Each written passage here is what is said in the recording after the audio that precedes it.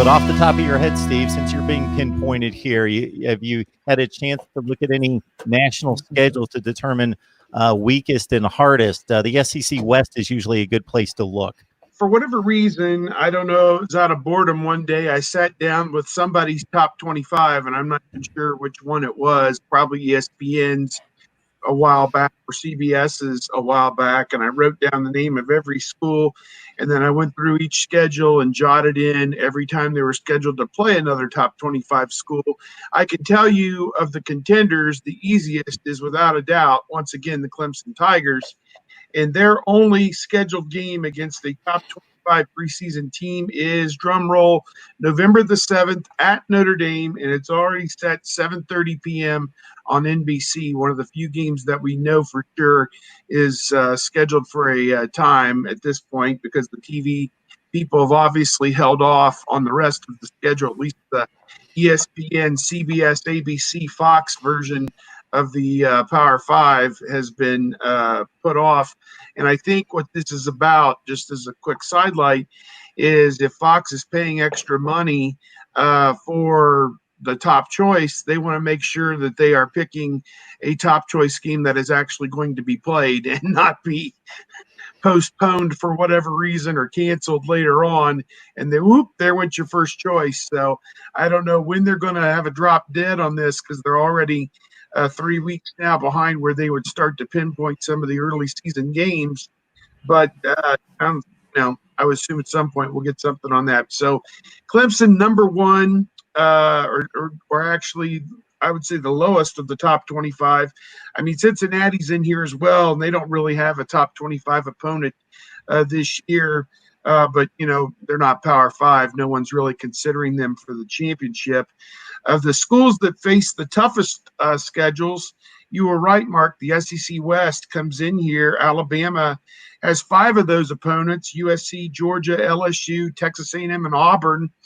LSU also has 5 of those opponents, with Florida's its crossover, Texas, and then the other 3 in the division that we all know about: Alabama, Auburn, and Texas A&M. Those are probably, of the top contenders, the 2 toughest schedules.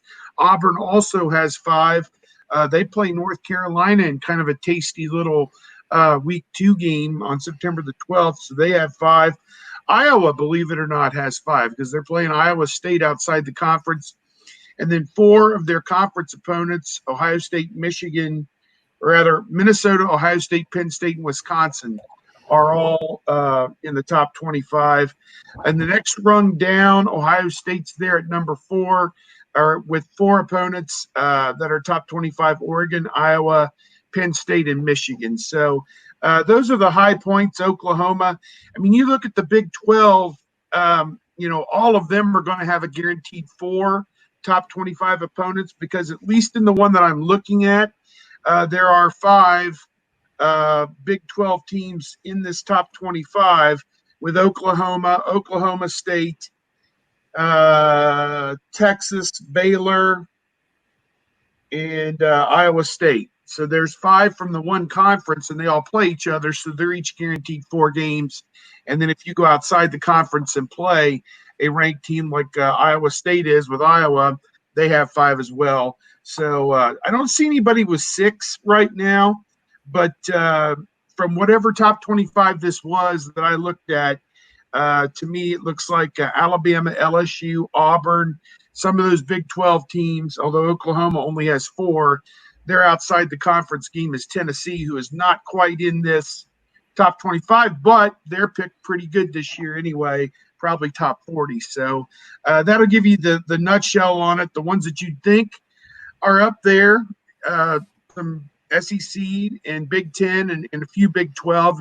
If you discount the fact that a couple of those ones are down toward the bottom of the top 25, and then Clemson, obviously easiest, with just 1 game against a top 25 opponent. No, I don't have any of the schedule in front of me or whatnot. I know that we love talking about the schedule at this point, and then we'll get to the end of the season, we'll be like, oh, well, that team wasn't worth its salt or whatnot. Generally, that's attached to Notre Dame most years, but I digress. It'll be interesting. I guess my biggest fear is that we don't have any like non-conference, which is something people are floating around as a potential caveat to how a season could go. Teddy Greenstein of the Chicago Tribune was saying that he'd spoken to somebody high up that said that he thought it was about 50-50 a season could go off, and one of the alternatives was 10 league games in 10 weeks or whatnot. So, all these schedules that we're looking at could be all thrown out if they do make some drastic changes. So, not real. I guess I'll start really diving into the schedules when I believe those will be the schedules. I'm interested to find out, assuming the season goes on, what happens with us? What happens with the media? Do we get to travel to road games? How do you seat the press box if you're supposed to be socially distanced? Do we sit outside, which is fine in September and October, November, or at Illinois? I don't want it. It could be any time in Illinois. I don't want to be sitting outside. I'll listen to the game in my car. I'll listen to the game in my car and then walk over to. Yes, I mean there are so many unknowns right now, and we're still waiting to find out what is going to happen with Big Ten Media Days. Like, when is that going to be, and who knows what interview sessions? I saw somebody ask, when are we going to get to talk to players? Who knows? We may not be back in the Ohio State the building this year. It might all be Zoom calls or parking lot press conferences. I know we were hoping to talk to somebody this week, be it Ryan Day or anybody. That's a hope we have every week, and it doesn't often happen. The players are back, so it would be nice to touch base with some of them because there are things to talk about. But maybe next week. That's what I say every week. Maybe next week we'll get to talk to players, and but yeah, that's what I think about the schedule, Mark. My typical thoughts are, you look at the conferences, who's got the weakest conference? Well, until proven otherwise, it's been the ACC since 2017. So for 3 consecutive years, the ACC has been the worst conference, therefore typically has the worst schedules. But there's a number of teams out there that typically, the approach is to schedule tough outside of conference. I'll take USC, for example. They always play Notre Dame out of conference, and they tack on and go chase down somebody else like a Texas or an Alabama this year. So USC's got Alabama and Notre Dame if the schedule is played as it's been originally scheduled.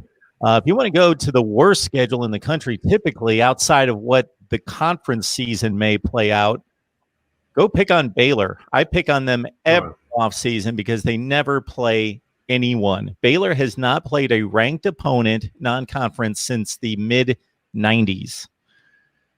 It's basically Sam Houston State, Lamar, and Stephen F. Austin, and that's the Baylor schedule, and there you go. That's typically what they do, and there's a few others out there that are similar. But I think that the non-conference scheduling has actually gotten better, that there's certain programs for some reason have gone to now scheduling 2 difficult opponents, and more teams are doing that these days, and Ohio State's got some difficult double ups coming, most notably Texas, Washington in a few years as their non-conference slate 2 out of 3, and that's after scheduling 9 Big Ten games, of course.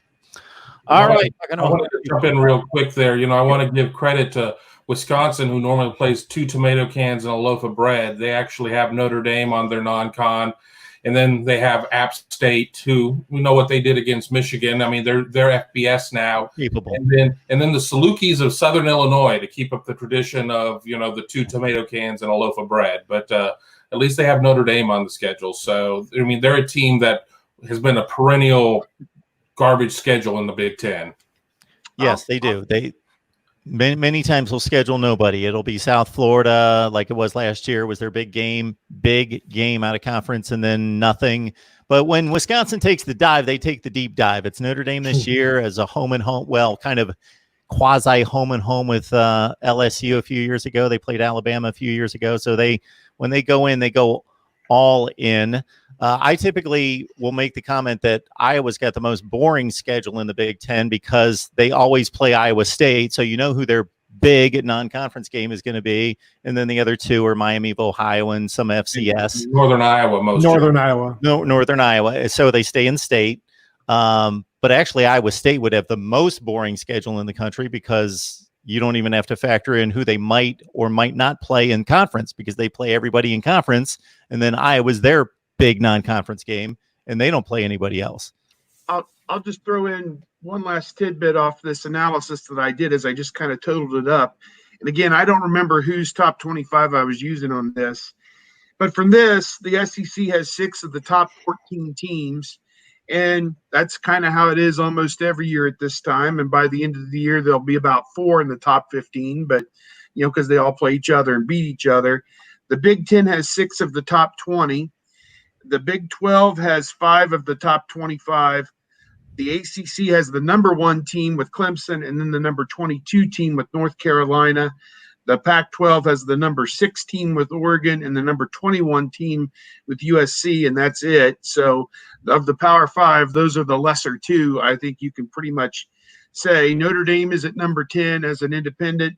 Then there's 3 group of 5 in this, which is UC at 17, Boise State at 19, and Appalachian State at 24. So, and believe it or not, Appalachian State's playing at Wisconsin. So that could be a ranked game when it gets played in September. It'll be interesting. Let me point the right way. Kevin had mentioned that. Yeah, difficult, kind of off the radar kind of game with App State going to Wisconsin. Absolutely. The Appalachian State beat North Carolina. We've touted North Carolina and their prospects for this year. They beat North Carolina and South Carolina last year, did App State. So pretty good work out of them.